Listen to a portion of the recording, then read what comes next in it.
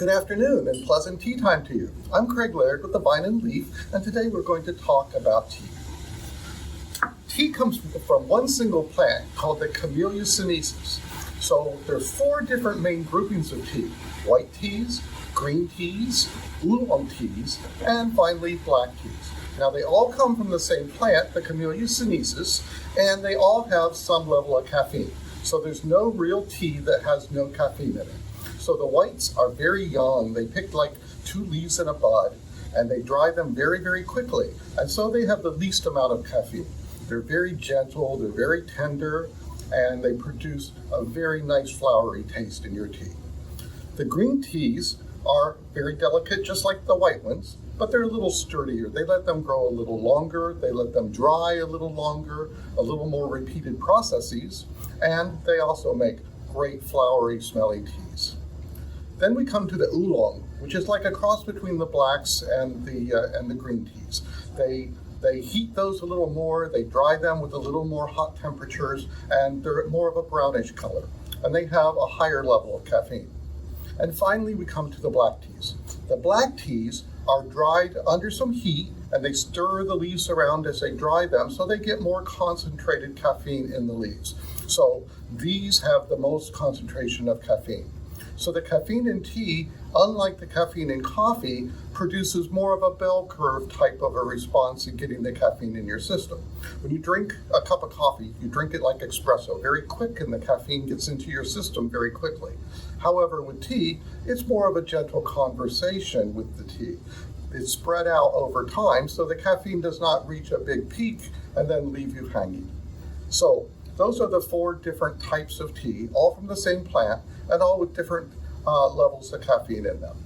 So when we go to steep tea, because the whites and the greens are very delicate, we want to use a warm water, not boiling, because the boiling will then kill off the taste of those leaves and all the gentleness of those buds. So we use, when you boil water and you get the little tiny bubbles in the bottom of the pot, that's about 185 degrees Fahrenheit.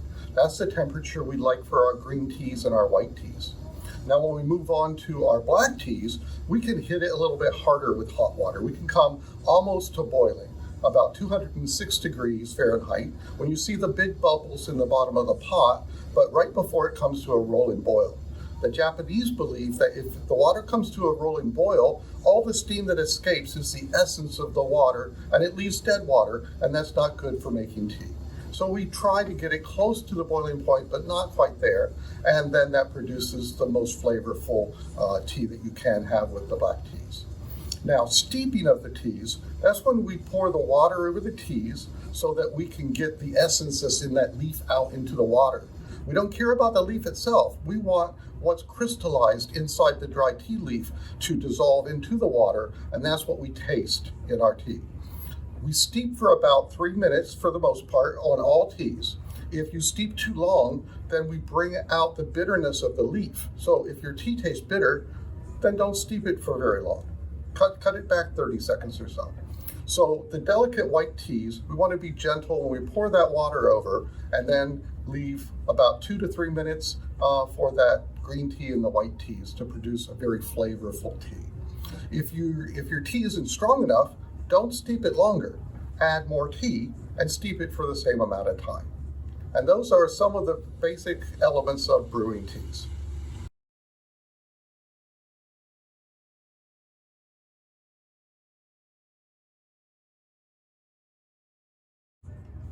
Okay, now let's talk a little bit about some of the different types of teas. Now with the white teas, we can blend that with natural flavors, and we have, for example, the white peach. So this is good both hot and chilled. So you can make your iced tea in the summer times with that. When we come to the green teas, we can flavor them with things like jasmine. This is jasmine yin hao. This is a very floral silver tip from China that they then triple infuse with jasmine. So it gives it a nice flowery taste. One of my favorite teas. Another tea of the green tea is called gunpowder. It's called gunpowder because in the 1800s, when they opened it up and they dried it and they looked at it, it looks like gunpowder shot. So this is a standard green tea that you'll find in many restaurants.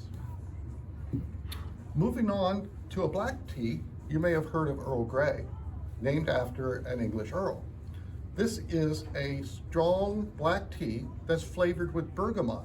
Bergamot is a fruit similar to a grapefruit. They use the rind of the fruit, and they bring out the oils that's in it, and that's how they flavor the tea. So you may have heard of Earl Grey. We have it in a few flavors, such as Earl Grey with lavender and Earl Grey Moonlight, which has vanilla in it. So one of our top selling teas. Another tea from the Shenandoah Valley is called Shenandoah Blue. It's blended here by Dominion Tea in the Shenandoah Valley, and it contains blueberries along with the black tea. Very, very flavorful. Another type of tea is called chai. Chai comes from India, and it's a black tea that's mixed with spices such as cloves. So what the story went that in India, in order to make the tea last longer, they mixed it in pots and added milk, and they added all these spices so that the tea would last longer, and they could buy less of it with the money that they had. Okay, well, so that's some very simple information about teas.